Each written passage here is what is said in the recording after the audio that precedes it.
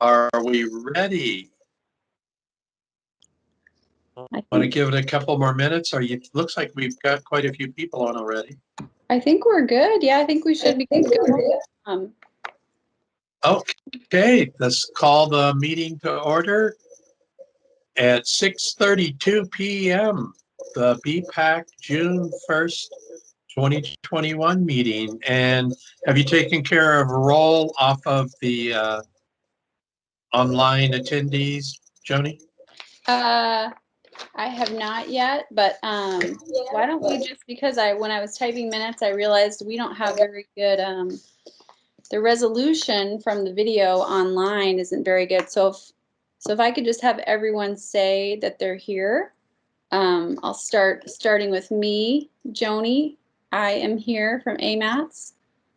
And we'll just go down the line. So we have a 907, 308, 3804. That's Jackson. Oh, that's Jackson. Okay, great. Jackson Fox is here with FAST. Okay, we have 907, 957, 8198. Hey, Joni, this is Steven Zepka with the Department of Transportation. I'm calling on the phone. I can't seem to get my MS Teams link to work at the moment. Okay, great. Awesome. So Steve, we got you, Steven. Perfect. Jim's here. Jim Amison is here. Here. Donovan Camp. Hey, I'm here. Excellent. Carrie Shifley. I'm here. Excellent. Did I say that right? I never remember. Shifley. Shifley is how I've been told it's pronounced, but. Oh, you've been told? Okay. Sorry. I'm over tonight, calling people wrong genders and mispronouncing names. So it's a good start. CB Brady, you here? Yep. Hi, everybody. Hi, CB. Daryl, we've got you. Emily Weiser. Yep, I'm here. Excellent. John Farr. And if you guys could say who you're with, or if you're with the public, that would be awesome too. So Emily, who are you with?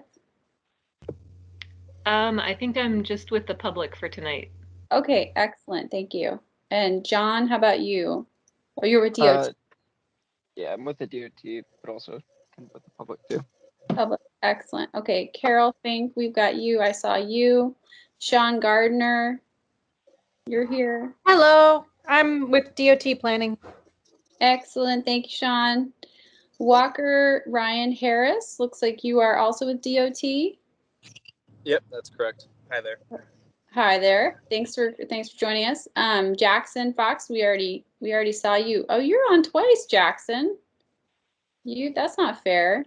You got two. Phone and computer. Okay. You're always an overachiever, you always have been too. Craig, we've got you. I see you. Suzanne, I'm her. Craig's here. Okay. Nancy Pease, I see you. Yep, member of the public. Public, excellent. Thank you, Nancy. Christine Schutte with AMATS, I know you're here. Rory Van Nortwick with DOT, you are here as well. Chelsea Ward Waller. Good evening. Sorry to be late. Oh, you're fine. Thanks for joining us. All right. Well, that's everyone. And we've got some folks that are invited that haven't joined us yet, but they might join us in a bit. So with that, I will hand it over to Daryl. Thank you, Joni. And Craig, could you give us the ever popular public involvement? I can do that, sir. AMATS meetings are open to the public, and in this case, we don't have any business items, but we'll have presentations, and then after that, the committee will be given a chance to discuss it, and then after that, we will invite the public to comment. We had been doing Teams Live in the past, but now we're just doing this one Teams meeting, so a lot easier to invite the public to comment on this one. You have to remember each time to invite them to comment on the different items. Thank you, Craig. And could we get a motion to approve the agenda? And Daryl, before you do that, I would like to add one item to it. Okay, go ahead. Normally, Motion to add an item. you move and you second and then you add. Okay. This is Carol. I'll move to approve. Do we have a second? This is Chelsea. I will second. All right. Any additions to the agenda? Yes, please. Okay, we would like to add a presentation from Rory with DOT. And she is going to be presenting on some reef pavement information for the committee and a project that they're working on currently. So, and we'll put that, we will move that to, how about the first information item? That would be perfect. Great. All right. Okay, everyone can see the agenda here. Do you want me to keep that up, or I'll stop sharing my screen now so other folks can share theirs. Okay, any objections to the agenda as amended? Seeing and hearing no objections, could we get a motion to approve the minutes of our previous meeting? This is Carol. Move to approve. We get a second? This is Chelsea. I'll second.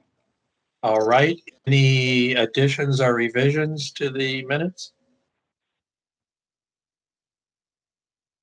Is there any objection to approval of the minutes? Seeing and hearing none, the minutes of our previous meeting are approved. And we have no action items, so that brings us up to general information, and our first presentation is the individuals presenting. Are they ready? Is that going to be the AMATS pathways repavement? Is that where we got added? Yep, exactly. That's perfect. All right, here, let me turn on my camera.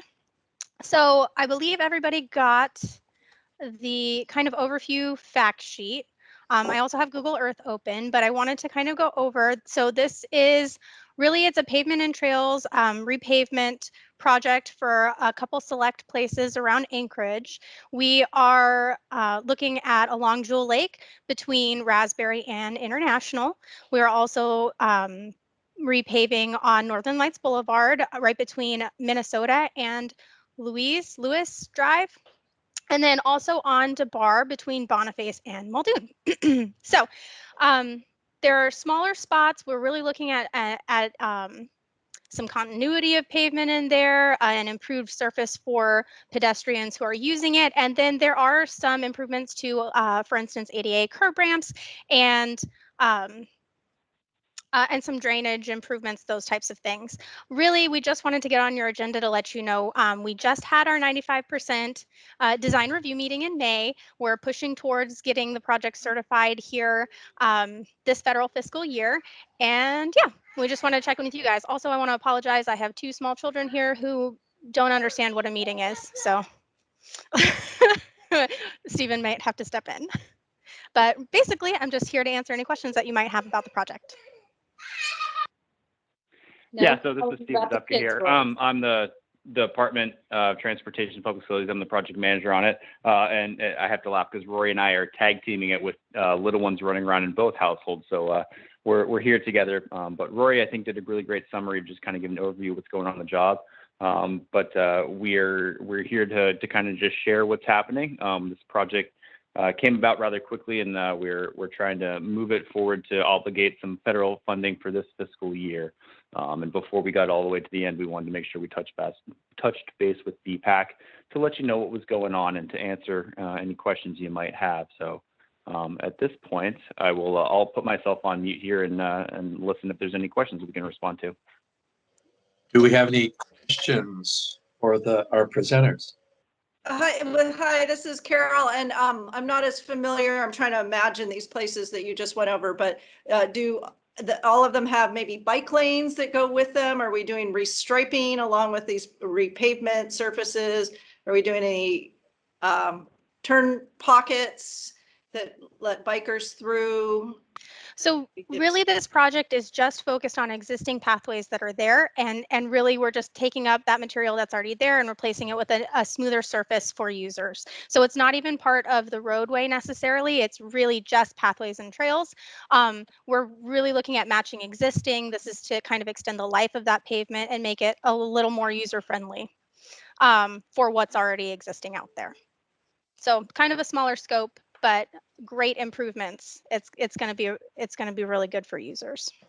Okay, great. I got it now. Thank you. I can picture you're doing the multi-use paths, not the roadway. Yes. Yes, and I can share, I've got Google Earth up if there's a specific area that you wanted me to kind of do an overview on too. So I apologize.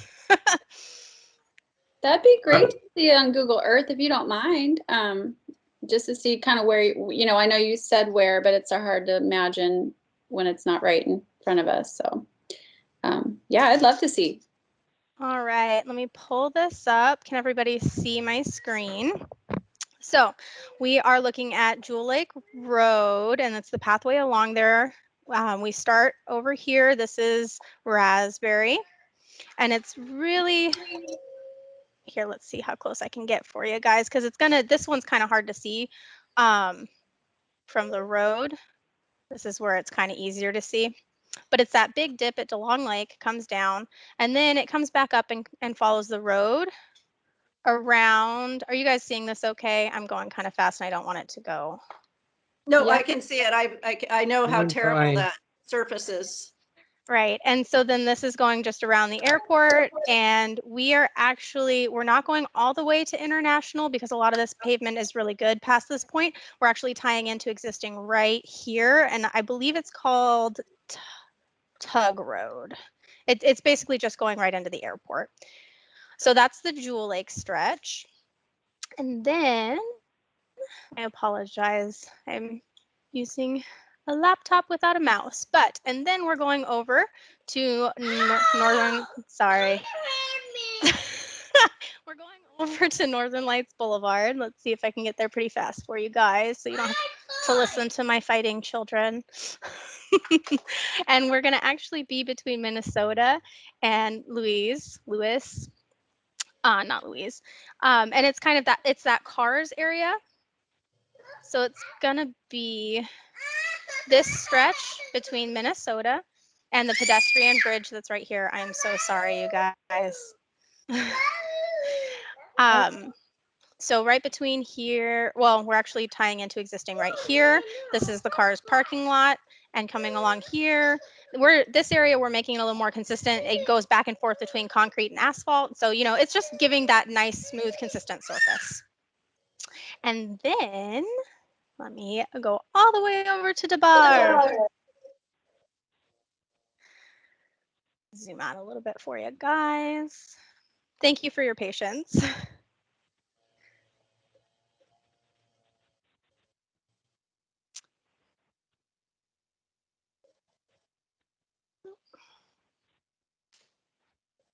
Here we go. So this is kind of our longer stretch. And so we've got DeBar right here and Muldoon right here. And this one is more of kind of patchwork. We're really focusing on the areas that some surfaces have been redone with different construction. Anything that was newer, we don't want to rip that up and put new again. So we're making everything that's a little bit older more consistent through here. And so it'll go from this area over on Muldoon and follow all the way down. There's a break, and then it continues on down and finishes at Boniface. So kind of in front of the old Blockbuster building over here. And so those are our 3 locations. I think Chelsea, do you have your hand up? Did you have a question? Yeah, I was just wondering how those sections were chosen and if there's any sort of schedule for what might be next in line. I'm specifically thinking there's a stretch along Benson that's in pretty rough shape. And I know a section of that was redone in the last couple of years, but I was just wondering sort of how you went about choosing these sections and what we might be looking for next, if there are more coming. So these sections Sure, were actually, Okay, you can go ahead, Stephen. Sure, I can take this one, Roy. So yeah, these sections were actually identified out of the tip. I believe it's table 7, if I'm not mistaken. And they were on there. There were actually 4 total that were identified for inclusion in the project. And then one of them, it actually, when we went out and looked at it, there wasn't a pathway there to do any work on, so it was removed. So, but these 3 were within that table 7 of the tip. And then, you know, any future ones I would, you know, would have to defer to others as far as what's in the tip and what a future project might be.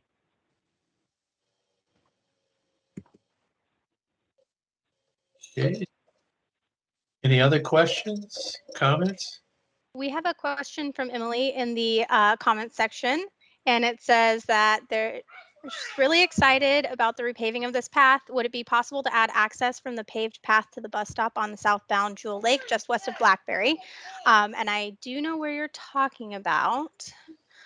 And it's kind of separated by, sorry, one second, let me get us there so that I can show you what I'm talking about. So we're all talking same.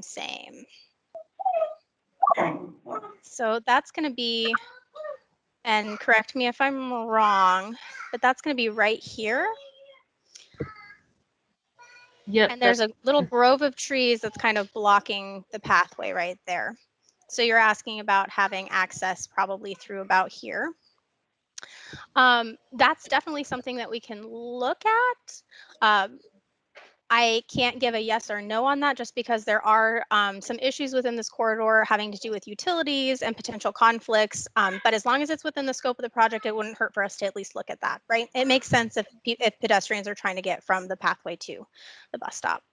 So definitely something we can look into. Sorry. Any other questions, comments?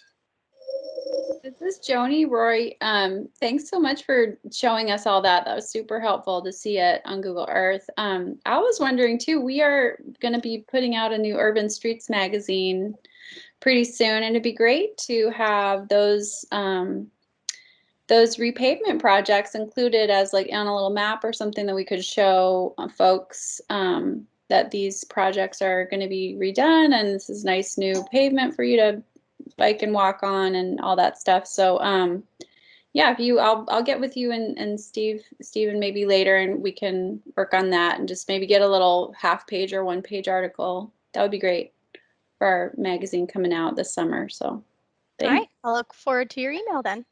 Yeah, sounds good.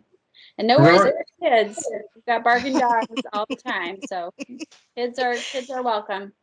Thank you. Rory, this is Daryl. Do you have any sense of the timeline for these projects? Or Stephen, either one of you? So really, construction would be dependent on funding. We are looking at having this prepared and ready this federal fiscal year. Stephen, do you want to add to that? Yeah, absolutely. So, you know, right now our goal is to obligate construction funding this federal fiscal year. And so, as you may know, that would mean that we'll have funding in place by August, September of this year.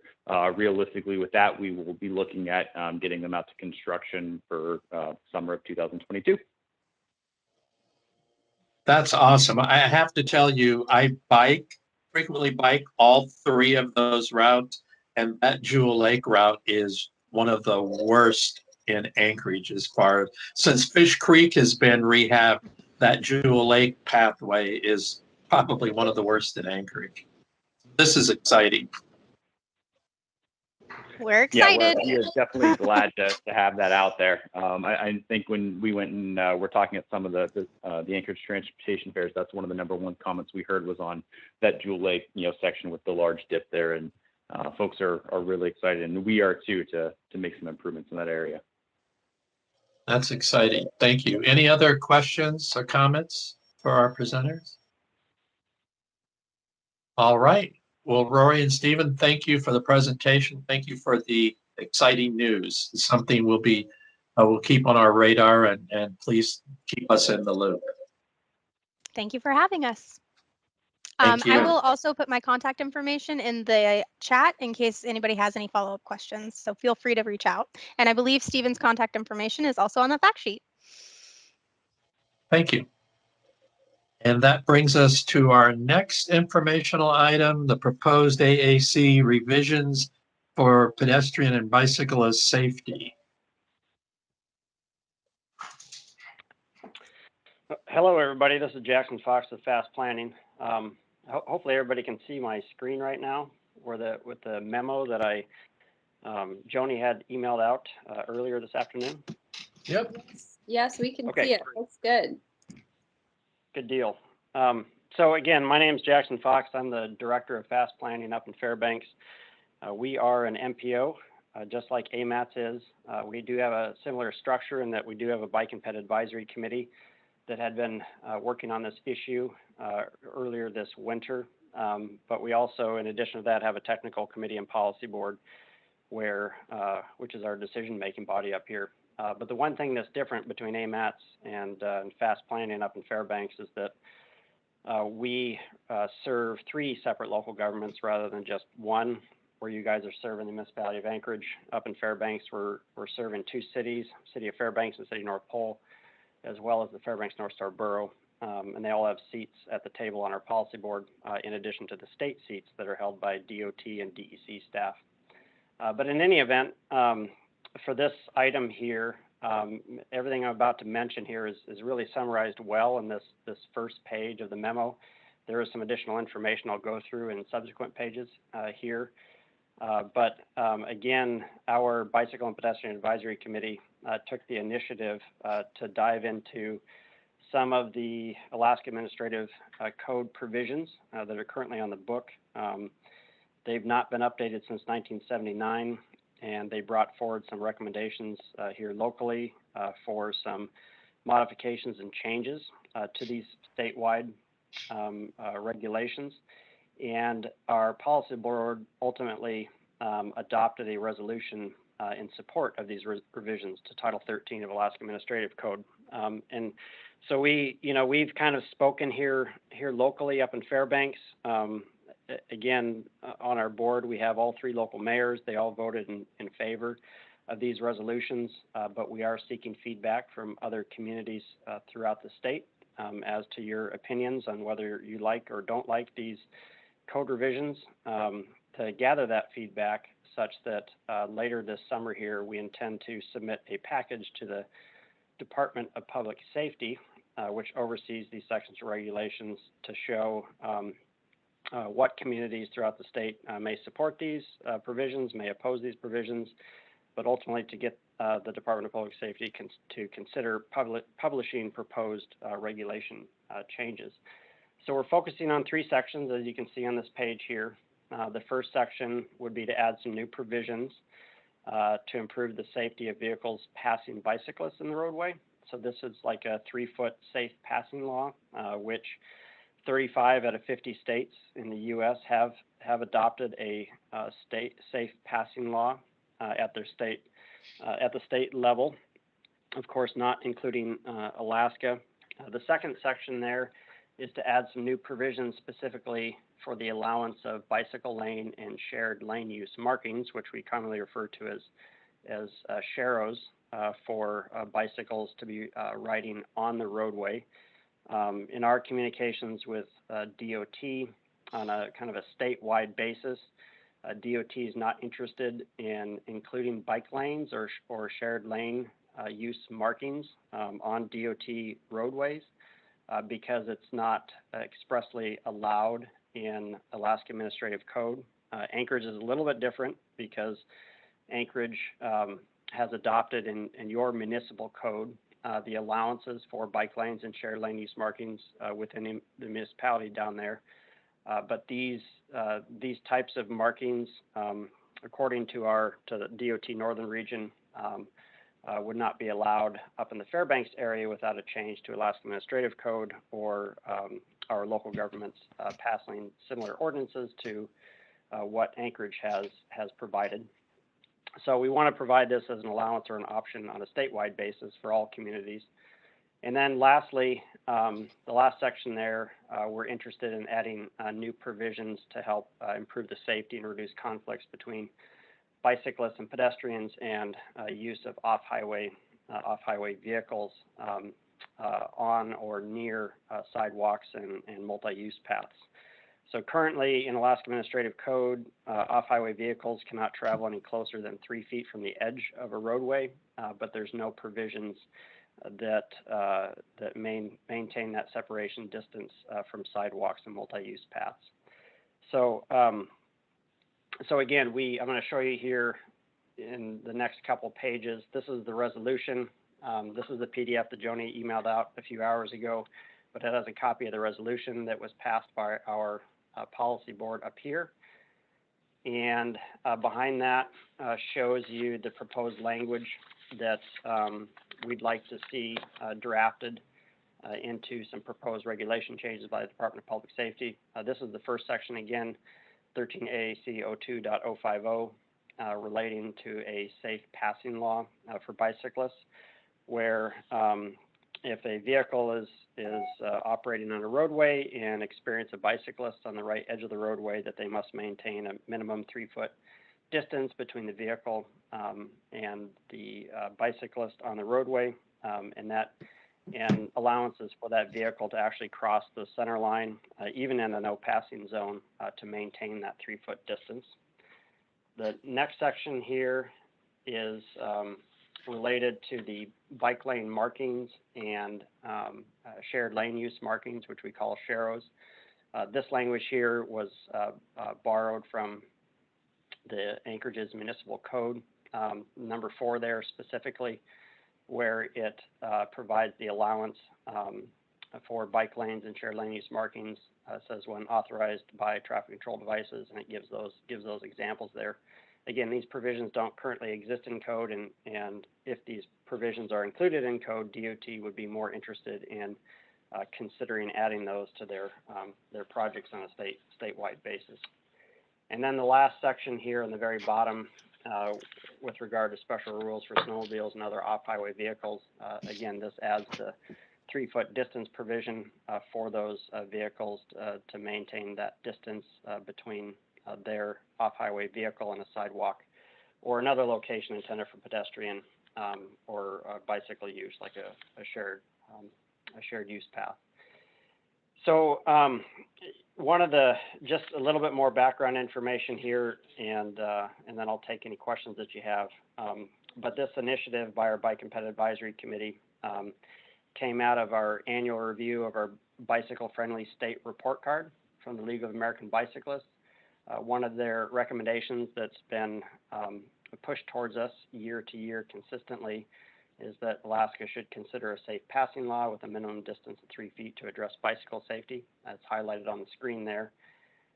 And as you can see on this page here in the very bottom left, here's our grade for Alaska with respect to laws that create protections for people who walk and bike. And of course, our code provisions have not been updated again since 1979, and we get an F in that category, which is very, very apparent in our state regulations. But that's what we're trying to focus on. But also, the League of American Bicyclists does offer up a model law for a safe passing law. This is the language that we borrowed from to include in these proposed regulations, simply because they have passed the test in other states throughout the U.S. If you look at the laws in the 35 out of 50 states that have a safe passing law for bicyclists, the language is very much similar to what you see here on the screen. And this last page in the packet here just shows you what the regulation adoption process looks like. Again, we would be submitting a proposal to the Alaska Department of Public Safety, which oversees these regulations. And what we hope to include with that is a summary of public comments and resolutions of support or opposition from other communities throughout the state as a package to the Department of Public Safety. They would consider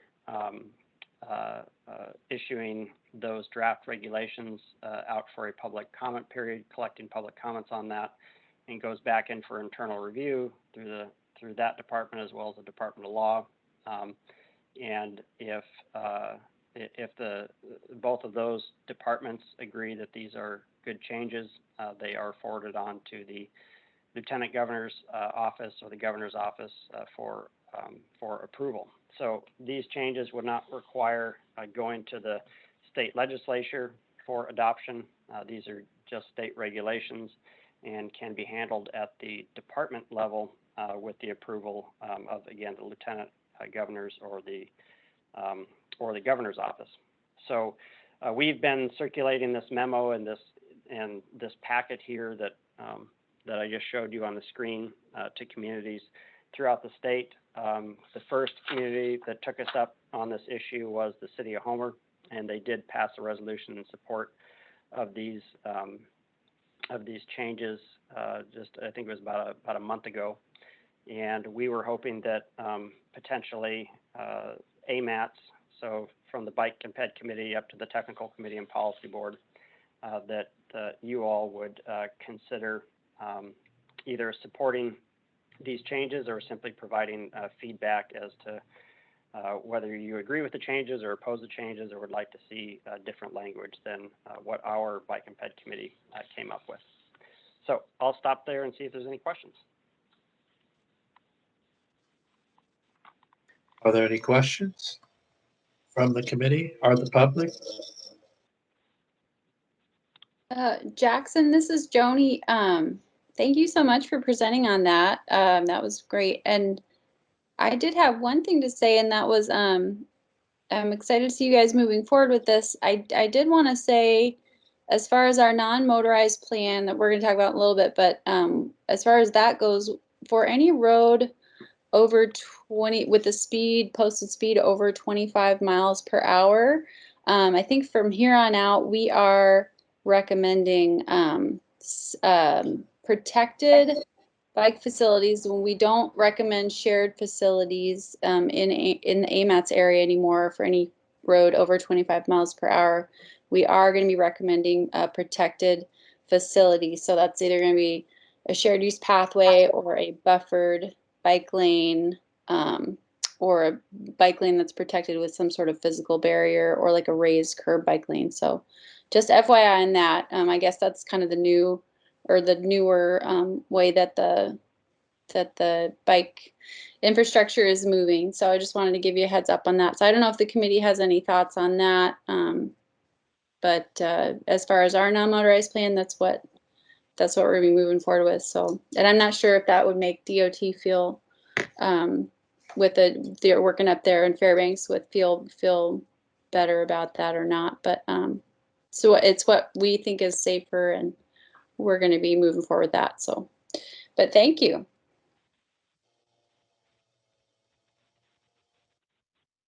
Any questions or comments, presenter?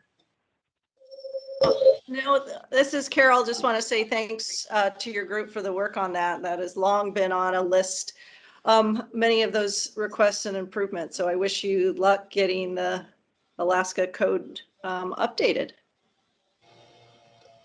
Well, thank you.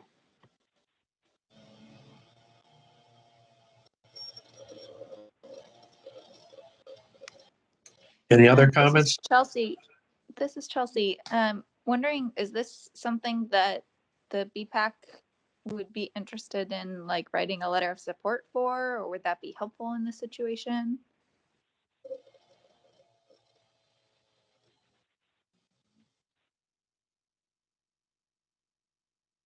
Jackson, are you looking for more letters of support? Oh, yeah, yes, I am. Yes, I am looking for letters of support from any organization. It could be your, local cycle club. I think you have more than one club down in Anchorage, but we're looking for letters of support from them.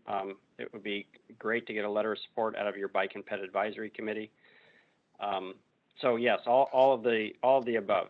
Letter of support or resolution of support, that would be very helpful, so that when we submit this package to the Department of Public Safety, they see that folks have taken a look at this and weighed in on whether or not they agree with these changes.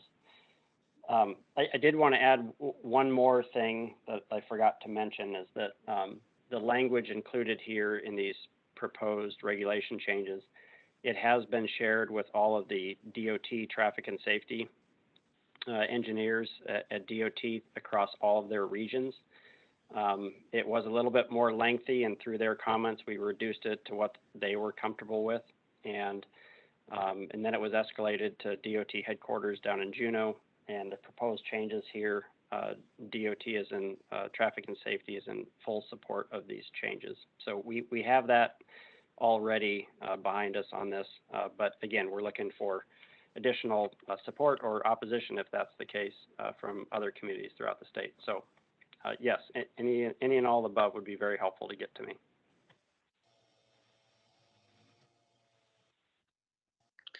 Great. Does someone in the committee want to take a shot at writing a resolution or letter of support, or send it to Craig and I to formalize and get out? Or I know somebody wants to volunteer for that. Chelsea. Or Jackson, do you have a model letter already written? I don't have a letter, but I can. I don't have a letter already written, but that's something that I can easily draft up for you guys if you'd like. The other thing is that I can provide as well a copy of the resolution that the City of Homer passed, which is similar to, but a little bit different than the resolution that we passed up here. So I can get Joni the copy of the Homer resolution and a draft letter of support that you guys can edit as you wish. And I can have that to you by the end of the week. Jackson, what is your timeline for submitting to the state?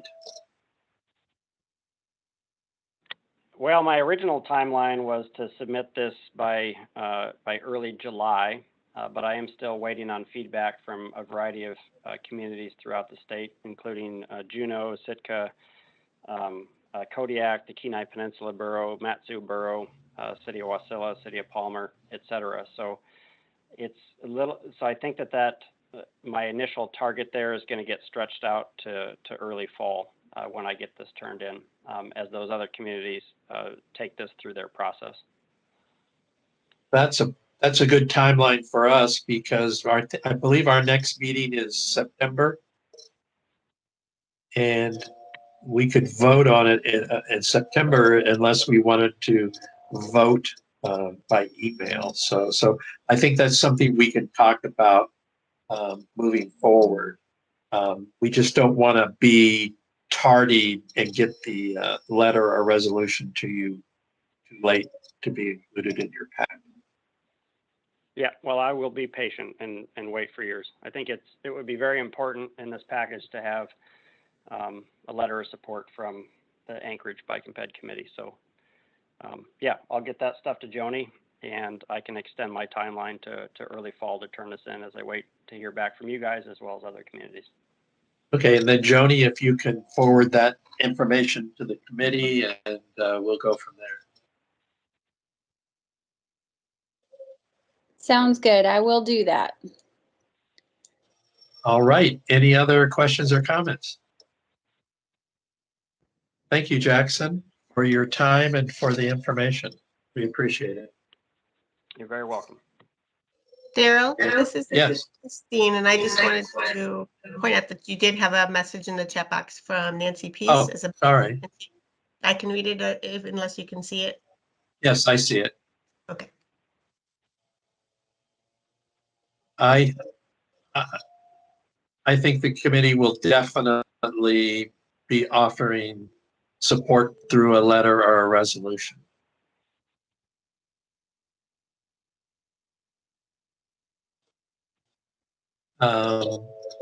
So that brings us up to the update on the non-motorized plan. Okay, great. Yes, what everyone's wondering about probably. So yes, the non-motorized plan, our public comment ended March 5th. So we collected over 800, it was around 850 originally. It's been siphoned down a little bit since then, since we've sorted through all the comments. But so we have a little over 800 comments that we have collected from the public. We have read through and categorized all of those comments. I say we, that's myself and Christine Schutte, and then our Alta Planning and Design consultant. I have responded to all of the comments. The staff has responded to all of the comments. We are waiting on our consultant Kim to get her team together to finish responding to about I don't know, 50 or so that needs a little bit more technical expertise. So once she has gotten done with that, we're going to go ahead and move, and we're hoping to do this in June. We're going to move toward a work session with the Technical Advisory Committee and the Policy Committee to go over all the comments, and we just want to get their sort of approval or weighing in on those comments so that we can move forward and start making actual changes to the document. So I know it's taken a while, it's taken us a long time, but it takes a lot of time to sort through and read through and respond to 800 plus comments. So, and a lot of them are super detailed, which is great, I think, because it means the community was super involved. And we got a lot of different comments from different community councils, a lot of people out in Eagle River. So it was definitely a wide range of responders. So that's all good. So I feel like we did a pretty good, robust public process and got a lot of feedback, which is great. So, but we will be scheduling a work session, as I mentioned, in June to go over those. I think the work sessions will be open to the public. I have to check back with Christine and Craig on that, but they should be open to the public, and we will talk about the comments, go through them, and then hopefully move forward from there so we can start making changes to the document so we can get a plan together and adopted. But in the meantime, I know it's a lot of sit back and wait, but if you have any questions about specific things in the plan or where it's at, feel free to email me, and I'm happy to talk in detail about anything, any questions you might have. So, and that goes to members of the public too. I know we've got some folks on today, so if you do have questions, feel free to email me, and I'll let you know where things are at. Did somebody want to say something? Nope. Oh, Joni, were there any kind of themes that came through in all the comments, or were they all over the board? What kind of things did you hear? Yeah, no, great question. So there were some themes, and Christine is doing a really good job for us right now of sorting those into some graphics that we can show you. We'll be showing those at the work session, so we don't have the graphics done yet, but we have some percentages and graphics showing the different themes. I want to say the most common themes that we had were the suggestions to reprioritize projects, so either take them from medium or low and move them to high. So that was one. Another one was just new projects that we hadn't captured in our original planning efforts. So new projects. Another one was taking projects out. Quite a few of those came from Turnagain Community Council. We had listed projects in there that our data analysis. We don't have very good data here in the city, but so we're working on that. But our data analysis didn't capture some of these projects had already been done or were no longer relevant. So they wanted some stuff removed. So removing projects, adding projects, reprioritizing projects. Those were some of the main, those were, I think, our top 3 categories. There was a lot of support, a lot of super detailed, really just detailed comments, which impressed me. So, but goes to show people really care about their communities and getting around their communities. So, but I would say those were the top 3. Christine, is there any that I'm not thinking of right now that are coming out to you? I'm sure I'm forgetting some. Yeah, not off the top of my head, but we'll have those graphics ready for the work session so we can look at it in more detail. Yeah, perfect. Yeah.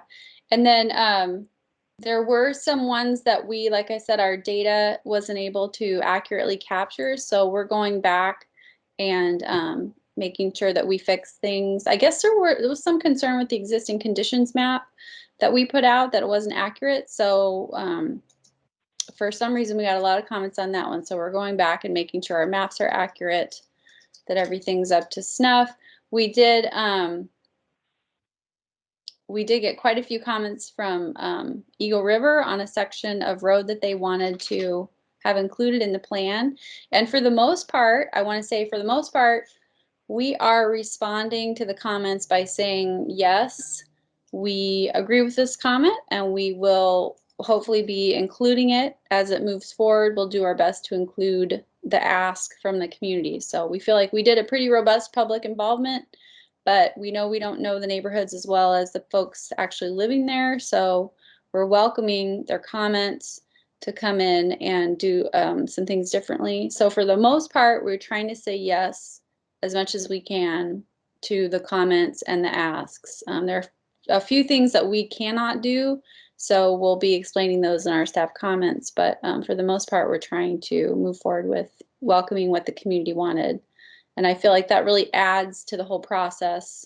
We did what we could, they gave us their input, and then we're taking it from there. So yeah, that's about it on non-motorized plan. Did I forget anything, Craig? Christine? No? You got it all. Got it.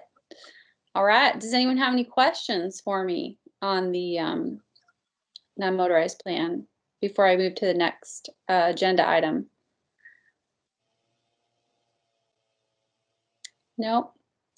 All right. Excellent. Excellent. Okay. So the next thing on our list is just a general AMATS update. I've been going pretty much full time on the non-motorized plan comments, so I don't have a lot to offer other than our Spinard Corridor plan is done. It's adopted. It's up on the website, so it is finished.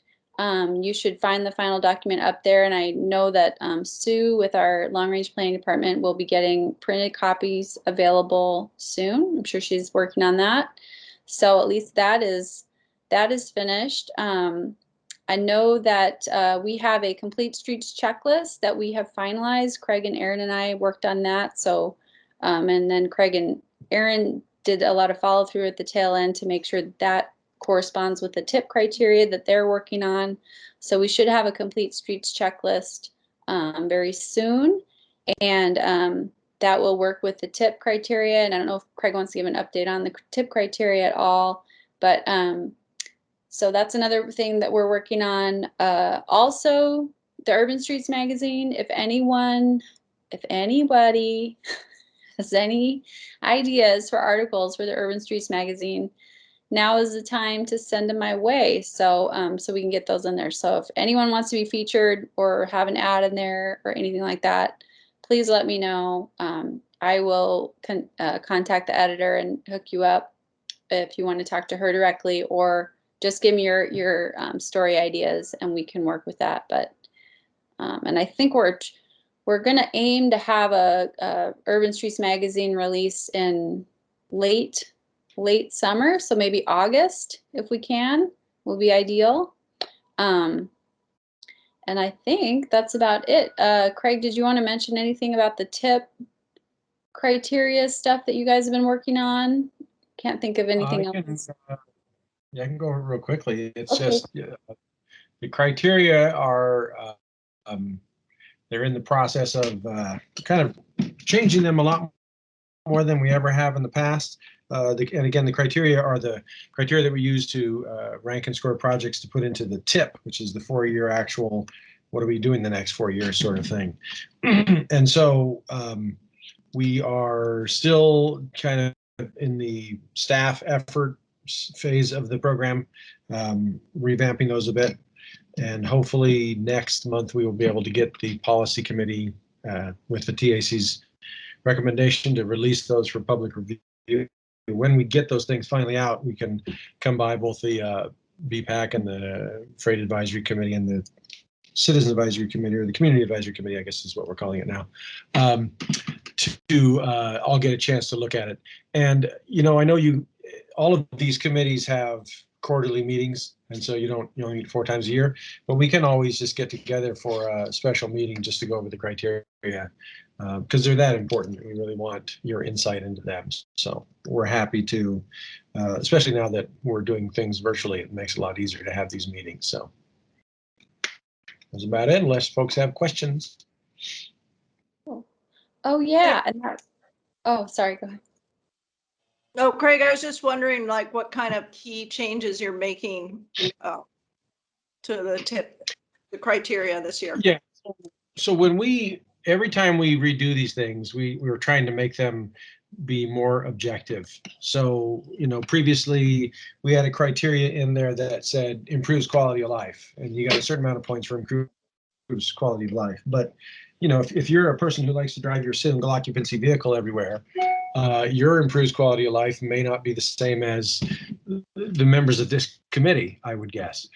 So that was just too subjective. And so we tweaked that a little bit to say, is the project improvement located within a quarter mile of a transit stop, or a quarter mile of a park, or a quarter mile of, I don't remember the exact language, but something like a community center. And so it made it a little more objective. When we brought those to the policy committee last time, 4 years ago for the adoption, Mr. Weddleton, among others, really wanted us to look at revamping the criteria to kind of pay more attention to the connection between transportation planning and land use planning, and to kind of look at things that maybe weren't really looking at moving just cars or vehicles, so maybe a little bit more non-motorized thinking. When he brought those suggestions up, we were at the tail end of adopting the TIP, and so we said, hey, we think those are great ideas. We'd like to look at that. We'd like to talk about that. Can we do that next time when we have more time to really get a chance to play with them? And so he agreed with that, and we started the process probably about a year and a half ago to really go through these things and with an eye towards changing them. That being said, when we started working on them, we were too far into the process, or not really into the process, but we were too far in the weeds to see what we were doing. And when we, this is just a minor thing, but when we laid out the points available for the first section, which was related to safety, I think the total points possible was like 12. And the second section, which was related to livability, had about 21 points available. And I mean staff that was working on it, we were just too close into it to kind of go, hey, wait a minute, safety is usually the most important aspect we're looking at. Maybe we shouldn't have things related to land use planning and livability worth almost twice as much as safety. So, some agency person pointed that out, and it was like, oh yeah, geez, that's a really good point. So we're really need to chew on them a little bit more before they go out, just to kind of pass the smile test. And that, as I said, we were too far into the forest to see any of the trees. But I guess to answer your original question, Mr. Weddleton wanted to get a deeper connection between land use planning and transportation planning, and kind of look at more of those kinds of things.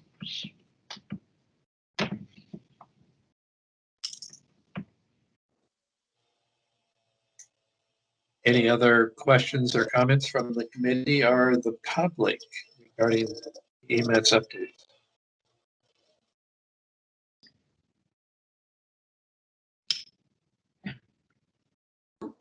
Daryl, I had one comment, and I'm not sure, I think it's appropriate now for me to say it, but I was wondering, so moving forward, we were wondering, does the committee enjoy these virtual meetings, or should we move to a hybrid type layout, or would people like to go back to full in-person meetings? And you don't have to decide now, but maybe folks could send us an email or send me an email on their thoughts on the continuation of our meetings. I know the virtual meetings are convenient and allow folks to join us from wherever, so we're definitely in support of continuing that if folks want to, or doing a hybrid or going back to in person. So whatever you guys want, let us know. and we will try to accommodate you. Thank you. So, Mr. Chair, I see Nancy Pease has a question in the chat. It is, how are you testing these new tip criteria, and would a new top bike or ped project score high even against motorized projects?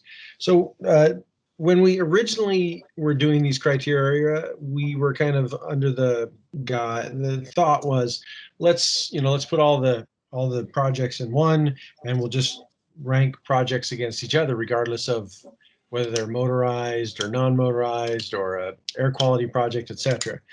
And we're thinking of revamping that a little bit.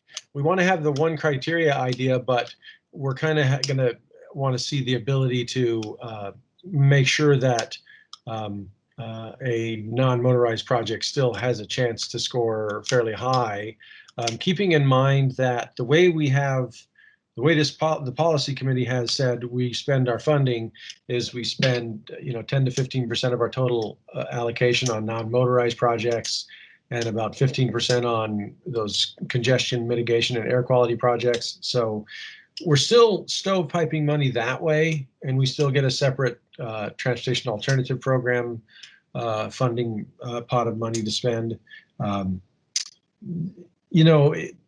We're trying to figure out how to kind of do a lot of things at once, which may or may not work.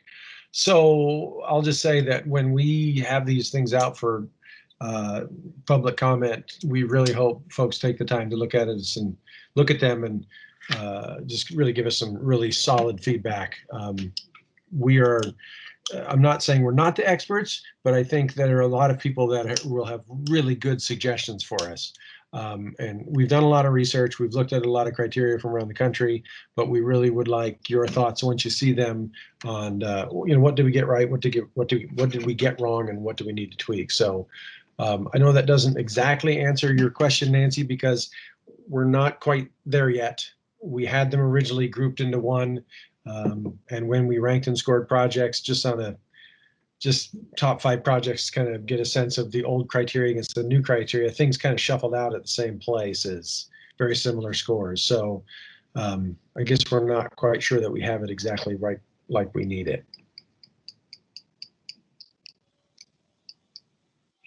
Any other questions or comments from the committee or the public?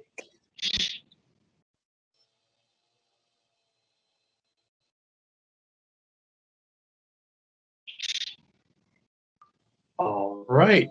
With that, any comments from committee members?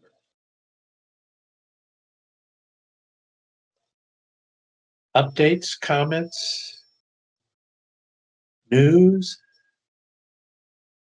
I see Nancy has her hand up. Yes, is this the time for general comments, or were you looking for more comments on the tip criteria? Either. Oh, okay. I wondered whether I think it's really exciting that the FAST, your counterpart up in Fairbanks, is taking some initiative to change the municipal code. And I'm wondering whether this Bike and Ped Advisory Commission would consider taking on initiative regarding the FHA's 85th percentile rule. Are you all familiar with that? No. Okay. I'm not an expert on it either, but the Manual on Uniform Traffic Control Devices, I don't know how they pronounce that acronym, but I'll just call it the MUT, which is the first 3, Manual on Uniform Traffic, for streets and highways, has a long-standing policy that traffic designers or engineers should build the roads to accommodate the speeds that people want to drive. So speeds are measured, and then the road is designed and posted for the speed that 85% of the drivers want to drive.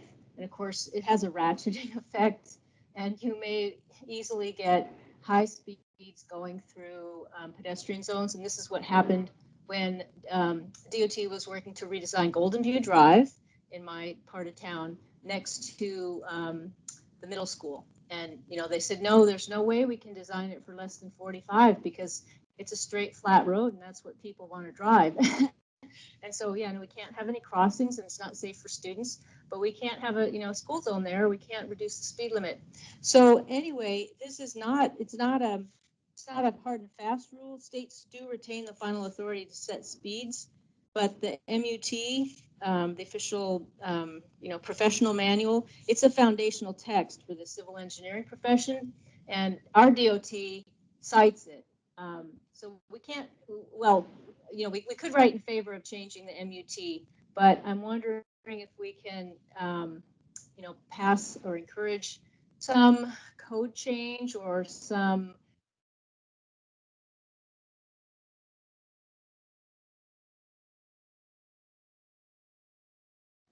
Oh, Nancy, we can't hear you, unless it's just me. Can other folks hear I you? think No. we lost her. She cut out. Let's give her a second.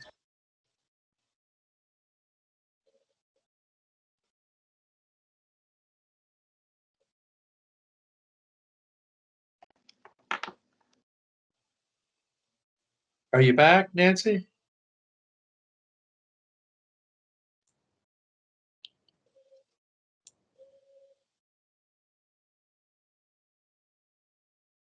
She Oh, looks like looks she's like- on mute.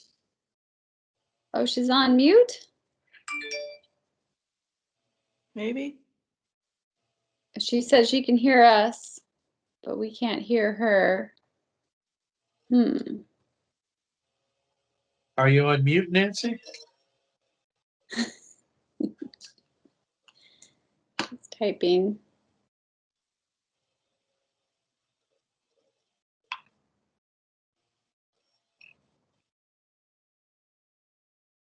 It sounded like she was breaking up and then we lost her totally.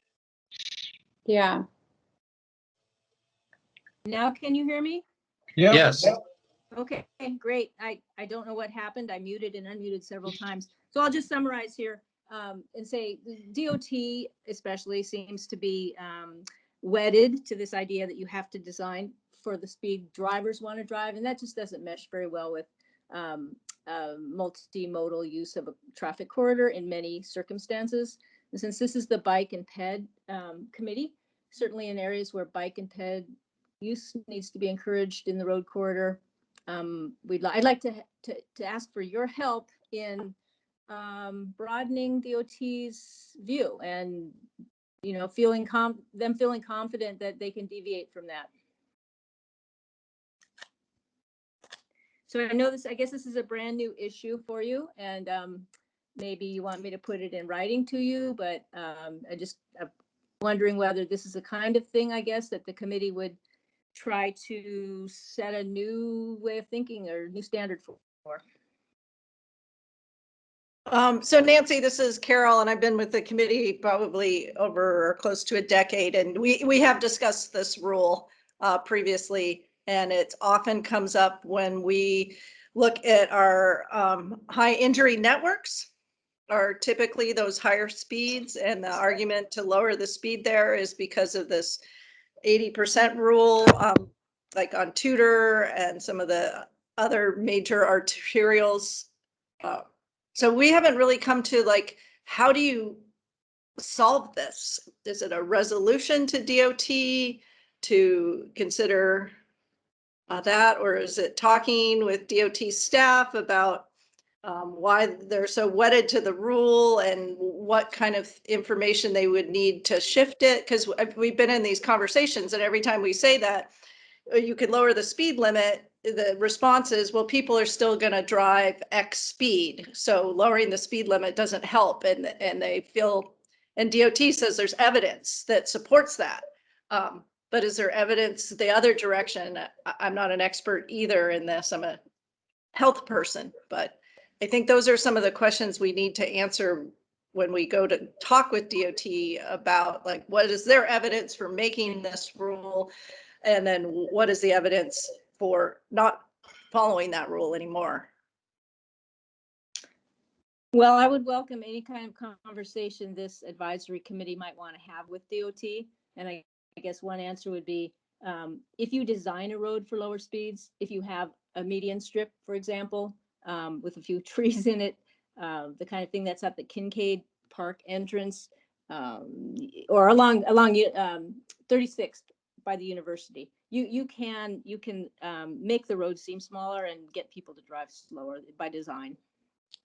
So I would encourage, I guess, I'm glad you've had some conversation on this. And I think, especially since the non-motorized plan, apparently, excitingly, is going to ask for separation of bikes if the speed limit is 25 or higher.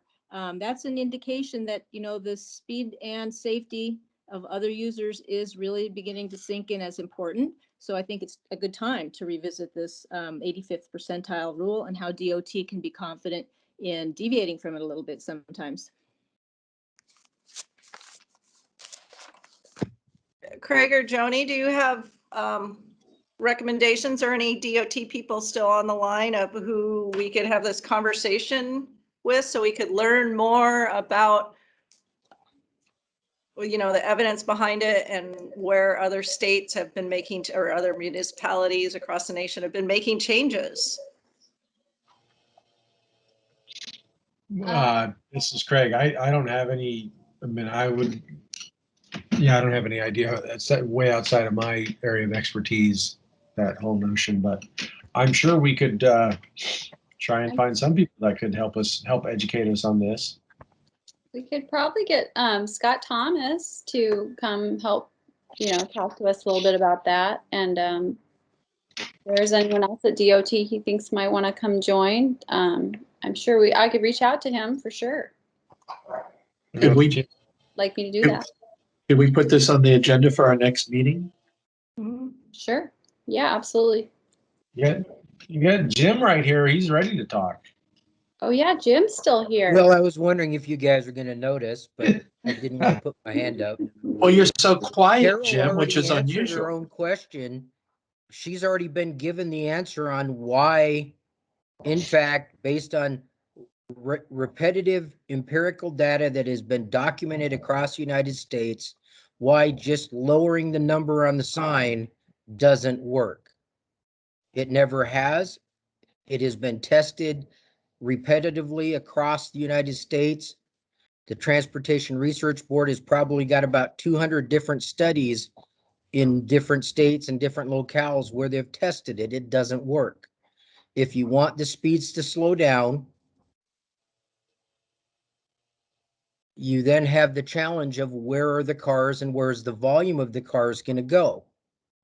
If I make all the streets in this town 25 miles an hour, everybody's going to take the shortest distance between 2 points as their preferred route to get there because they're going so slow to begin with. The net result of that is you're suddenly having all of these cars zipping through the neighborhoods where enforcement is that much harder because they still want to get from point A to point B at the quickest rate they can. And if you don't have a graduated network of roads, some of which allow for faster speeds to get you from point A to point B, they're just going to run willy-nilly through your neighborhoods. So you have to be careful what you're wishing for.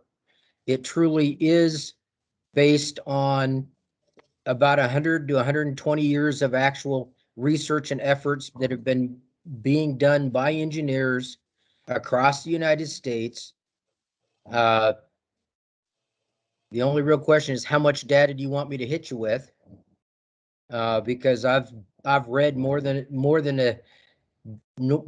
I like to even think about reports over the years from some of the different research that's being done. There are ways to reduce the speeds on certain streets by narrowing them, putting the divider in the middle, putting bulb outs at the corners.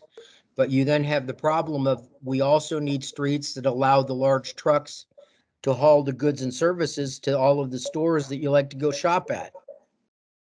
And if a 53-foot truck and trailer can't get through on the major collectors and other major routes to get the stuff where it needs to go, that's going to directly translate into increased prices in your favorite store. It's actually one of the reasons why the prices for things at the stores downtown in Anchorage are so much more expensive, is every single one of those trucks has to be serviced by a smaller vehicle than the normal big 53-foot trucks that go in and out of the bigger stores that are in Midtown and South Anchorage. And because they have to break ship everything, it costs more just to get the goods and services delivered to those stores. So there's a bunch of other factors that all go into why we don't suddenly put a bunch of bulb outs on a lot of different streets, why we don't choke the traffic down, why we do what we do. And be more than happy. You don't need to bring Scott in. I'd be more than happy to walk you through specifics at each of any given location. But at the end of the day, there are a lot of good reasons why the 85th percentile is a legitimate way to try and target what's the right speed for the type of road. If you really want to lower the speed limit, you need to change the function of the road. And at the end of the day, we need major collectors, arterials, because if you're living on east side and need to go to work on west side, you don't want to be taking residential side streets the whole way across.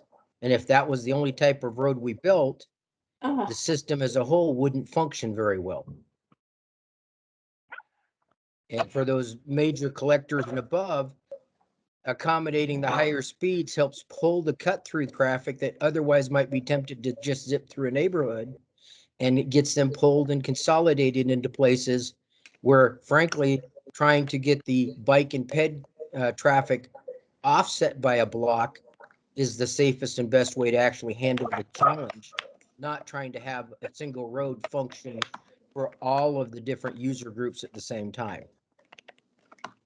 And when you want to talk research, that's what the research is. If we want to make it safer for the bikes and peds, we need to take a hard look at our network and figure out how to get the bikes and peds so they can access everywhere. I'm not saying we don't provide the access. I'm saying we need to be smart about how we accommodate that access so that we can make it safer, so we can have them using the lower speed roads. Apparently, I'm not the only one with the noisy dog in the background, Johnny. My puppy is having way too much fun. But, Mine are always.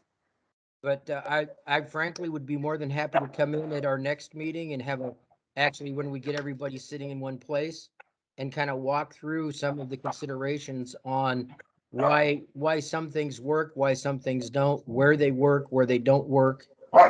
And to be more than happy to answer the questions of exactly like what you're asking. Why do we go with the 85th percentile?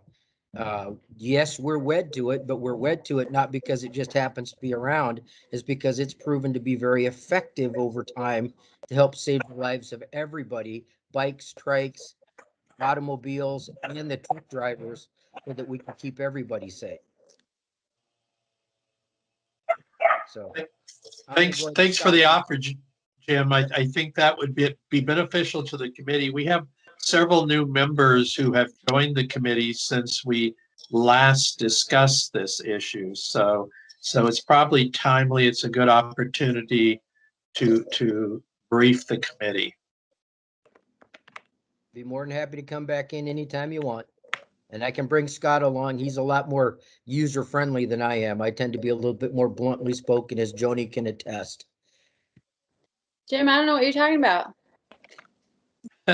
Thank you, Joni. Wow. No, thanks. I'll make sure and add the item to next meeting's agenda, and we'll invite Jim back, and maybe we can have some specific examples from the committee that we'd like him to talk about. I think Nancy wants to say something. Yeah, Nancy's hand is up. Well, Yeah. that defense was exactly what we have encountered when asking about the, the 85th percentile. It's like it's been there forever. It's 100% proven, and now I'm hearing, well, it even will cost me more at Costco if we lower the speed limit on some roads. So I'm hoping that this can be approached in an open spirited mindset, and it's certainly not. I'm not saying that we need to think about the 85th percentile being inappropriate on every road, but 3 examples are Abbott Road by Service High School, Golden View Drive by Golden View Middle School, and the Old Seward Highway behind Potter Marsh, all of which are not freight routes, definitely not. But they are areas that a lot of pedestrians and bikes can or should be able to use safely. So that was quite a quite a defense, and I'm looking at that's what we hear every time we talk to DOT about this. So I'm hoping there's some flexibility here. Thank you. Right. Any other comments from committee members or the public?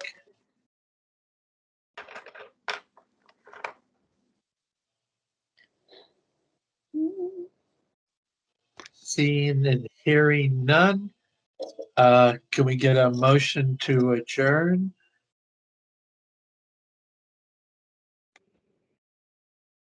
This is Carol, move to adjourn. We have a second? Second that, this is Carrie. Any opposition to adjourning the meeting? Seeing and hearing none, we're adjourned. Thank you all for a very informative meeting. Have a good evening. Thanks, everybody. Thanks, everyone. Have a good Thanks, night. Joni.